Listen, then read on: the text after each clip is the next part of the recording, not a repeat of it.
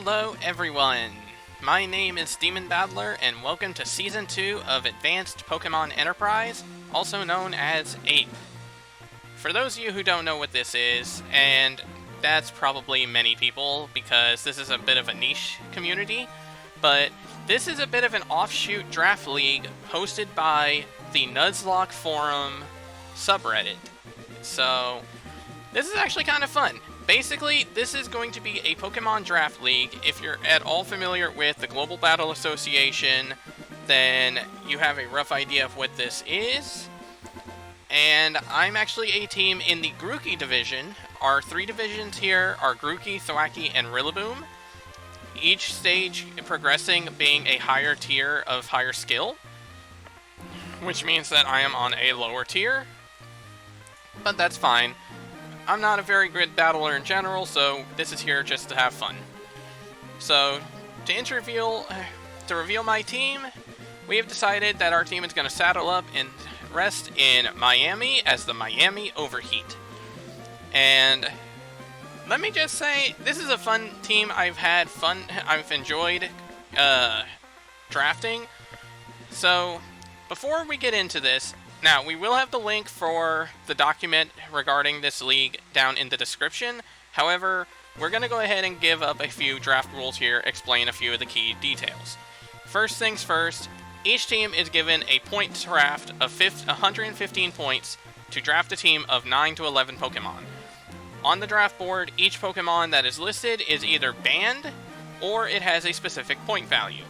So, it means you can't just pick 9 to 11 of the strongest Pokemon out there and build your team out of the best of the best. You have to allot your points correctly.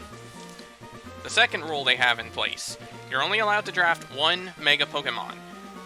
You are allowed to not Mega Evolve that Pokemon if you wish, however, it must always carry the Mega Stone. So, it means that you have to have a little bit of... Your opponent's going to have a little bit of knowledge if they see you bring that Pokemon in, even if you don't necessarily Mega Evolve it. Our third rule to pay attention to is, we're not allowed to draft multiple forms of the same Pokemon, with a few notable exceptions. And what this means is, for example, if we draft Slowbro, we're not allowed to draft both Mega Slowbro or Galarian Slowbro alongside regular Slowbro. However, the exceptions are Pokemon such as Indeedee, Meowstic, Pumpkaboo or Gourgeist, Oricorio, Silvally, Wormadam, and Toxtricity. Specifically, if any of these Pokemon get drafted, you are actually allowed to take care of any and all forms of that Pokemon. So, for example, with Meowstic, it does not mean that you only have to draft male Meowstic or female Meowstic. You'll get both options. The fourth rule to pay attention to, some Pokemon will have certain moves or abilities that are limited that you cannot specifically have on your roster. So, these are the examples that are given. Blaziken and Cinderace are not allowed to have their hidden ability. Zygarde is only allowed to have the ability Aura Break. Greninja is only allowed to have the ability Torrent. And then Mega Blastoise is not allowed to have the move Shell Smash. And Mega Kangaskhan is not allowed to use the move Seismic Toss. This is to help kind of keep things balanced alongside what they're capable of, so that way there's nothing excessively broken. The fifth main rule to pay attention to, there are no Z moves or Dynamax or Gigantamax. Pretty much this league is going to run using Pokemon Showdown, and it's going to use the National Dex Legacy format of Gen 8, which means that all items that were currently not available will be available to us, and all of the cut moves will also be available to us, with the exception of Hidden Power, which, realistically, most of us are kind of okay with that. And then we also have our trade and free agency rules in place. So, after the draft is complete, there's a 24-hour grace period where coaches can freely drop and add their Mons. The only restriction to that is that their team still has to fall within the 115-point allotment. And then, on top of that, once the grace period is over, we have 4 tokens. We have 4 separate picks that we can pick throughout the season, where we pick one Pokemon to drop and add to another, add another as a replacement. And we also have a free agent token, which basically means that once we redeem it, we have 30 minutes to make as many changes as we wish to our team without any consequences. Alongside that, coaches are allowed to freely trade amongst each other, again as long as we maintain our point limit. And finally, we're not allowed to make any trades or swaps or pickups after week 7. At that point, whatever our team is what we've got. So we're going to run down each list, each round, and explain what Pokemon I picked, as well as the reasoning for them. So the first round we had, I wanted a really strong attacker right off the bat, and one thing I made a mistake on the last season was I waited too long to pick up my Mega Pokemon. As a result, I made sure to draft my Mega first round, and that is Mega Medicham. The reason for this is because Mega Medicham, being a 16-point Pokemon, is actually a fairly strong pick, and on top of that, Mega Medicham actually has some really solid stats. Base 100 attack and base 100 speed are actually pretty good. Its defenses are a bit lacking, but it's not the worst thing in the world. But Medicham and Mega Medicham having the ability Pure Power means that the attack power is effectively doubled, which combined with Medicham having moves such as Fake Out, Bullet Punch, Ice Punch, things like that, it gives Mega Medicham a lot of utility. It does have a bit of a restriction in that the 100 base speed is kind of lackluster for the most part, but it's still a solid enough speed tier to where it's worth playing and working with. So for our second round, we actually wanted to go with a strong fire Pokemon, and originally we had actually drafted Heatran. However, during the grace period, I had changed my mind and decided I wanted to use the points a little more effectively. And while it's not as strong as a pick in terms of a fire type as Heatran, we decided we're going to go with Delphox. The reason for this is because Delphox has a wonderful ability in Magician, which works kind of well to steal certain items, which can be a disruptive action. And on top of that, Delphox actually has some fairly decent stats on its own. Base 104 speed is actually pretty noticeable. Base 114 special attack and base 100 special defense means that it's a pretty good special attacker in general, and it actually has a fair amount of utility. It has moves such as Shadow Ball, it has Calm Mind access, it has Energy Ball, it has Psychic. It has a fair amount of coverage to work with, which is nice. So, our third round, we decided we're going to pick up a Fairy-type Pokemon really early, so that way, once they start running through with all the Fairy picks, we don't end up with the scraps. As such, our third round, we decided to pick up Togekiss. Togekiss is a really bulky Pokemon.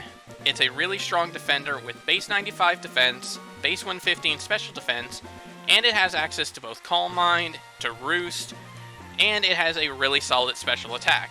And on top of that, it also has a couple of really good abilities. Serene Grace means that if we want to try to go for something such as flinching with Air Slash, or something like that, we have a higher chance of pulling it off. And with Natural Cure, that means that we can let it soak up hits to paralyze it or poison it or whatnot, and then just simply switch it out and it'll heal it. So Togekiss will work really well as a cleric for our team as well, since it has access to things such as Heal Bell. At least I believe it has Heal Bell. I'll have to double check that.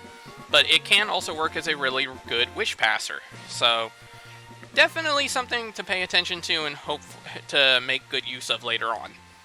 So for round 4, we wanted to kind of go on and continue with the Steel Dragon Fairy Core, which, again, at the time, I had picked Heatran for that role, so it's a little different here. But we decided to double up with Water as well as Dragon, and we decided to pick up Kingdra. Kingdra is one of my favorite Pokemon in general, just because of the fact that it has 2 really good abilities in Sniper and Swift Swim, and it has a nice little niche where if you can build it up with Focus Energy and hold on to it, let it hold a Scope Lens, it can actually crit pretty much every time it attacks, barring hitting a Pokemon that has an ability like Shell Armor. And it's actually got some pretty solid stats all across the board as well. Base 95 isn't necessarily a massive improvement, but it's still fairly solid, and with a little bit of setup, it can be a pretty good hitter. Now, it's not necessarily the bulkiest thing out there either, but Water Dragon makes for a very good defensive typing, and with fairly solid defenses in general, it means that it can at least take one hit before coming back and nailing on the opponent.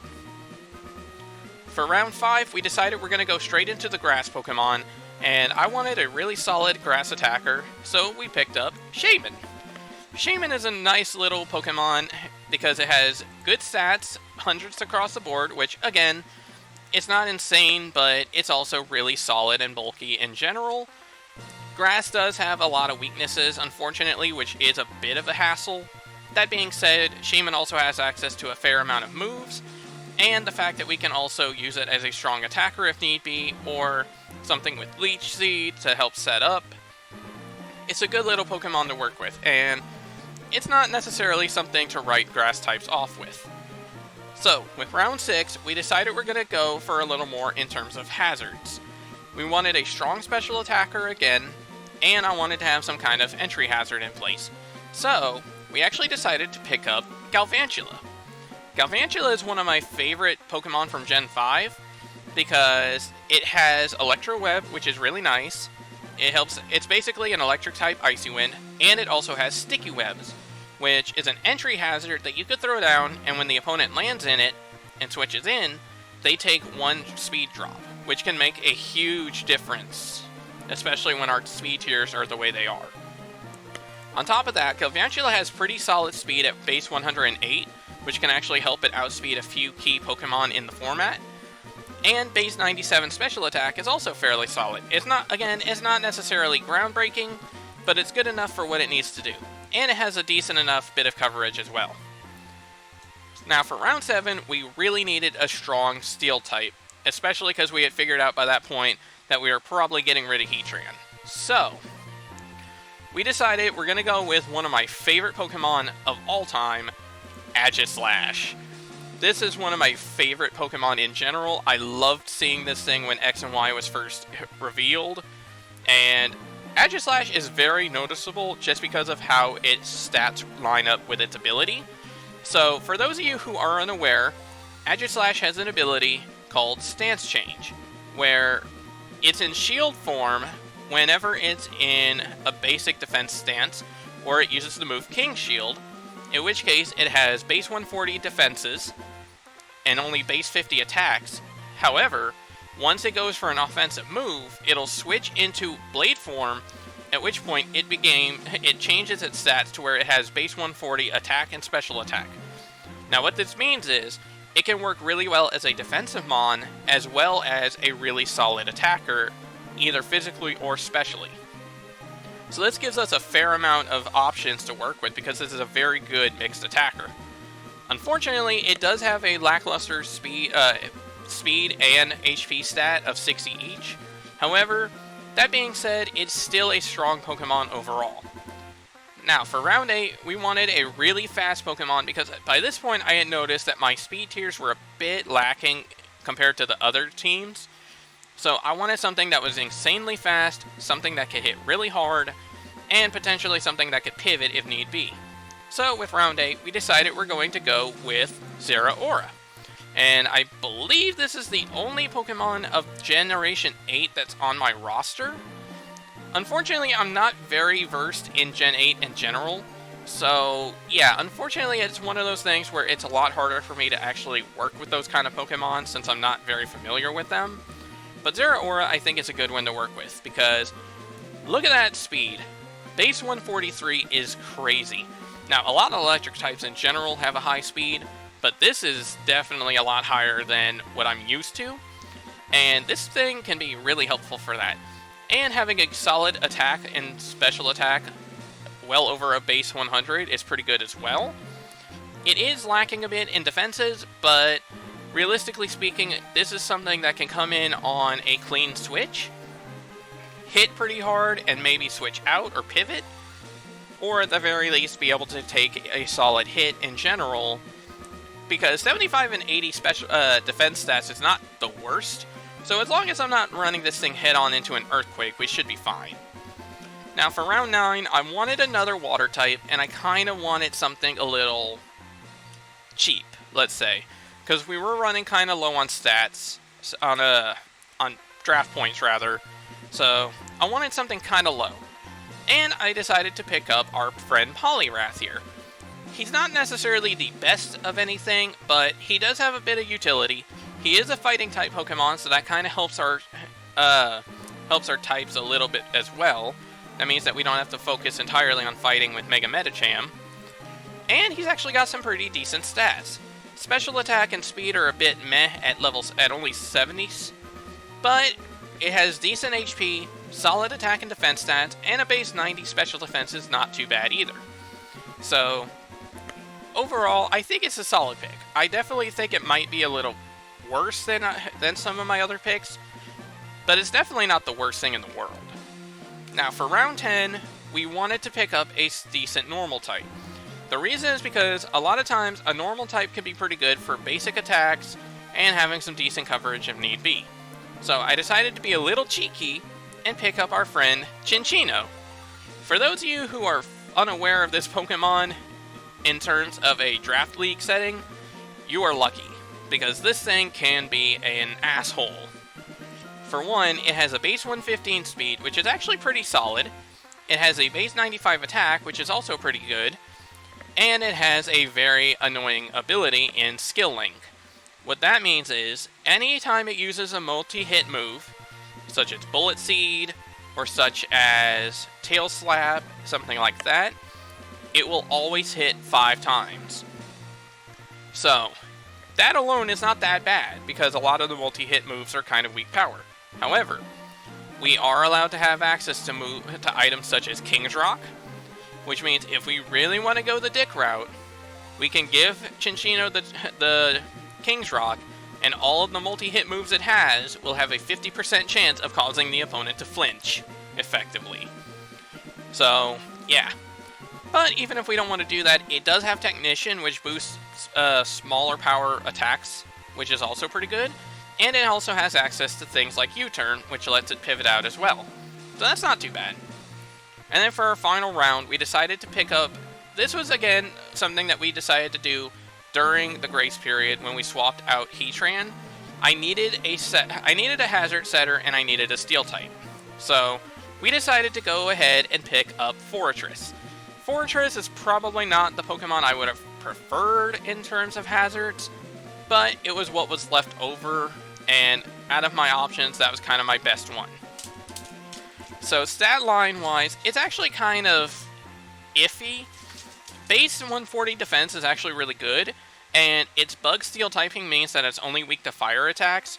Unfortunately, 75 HP and base 60 special defense is not very good when most fire type attacks are special. That being said, however, it does have sturdy, which means that unless the opponent's going to try to taunt him first turn, Fortress can get off at least one round of hazards before it goes down. And it also has access to moves such as Volt Switch if we need it to pivot out. And it also does have access to Stealth Rock. It has access to Spikes, Toxic Spikes, I believe Sticky Web. So it has multiple avenues of entry hazards. And it can also explode if we really need it to. I highly doubt we're going to do that because base 90 attack is not necessarily the best for a non-stab explosion, but you never know. So, with all that said, that's our roster here. These guys are going to probably be on our team for at least a few weeks before we even consider any real changes, and we're going to have to see what happens. Now, we aren't going to be battling everybody in our roster, in our division. There are 12 teams total, and we only have 9 weeks. However, these are going to be the guys that we're going to be dealing with week by week.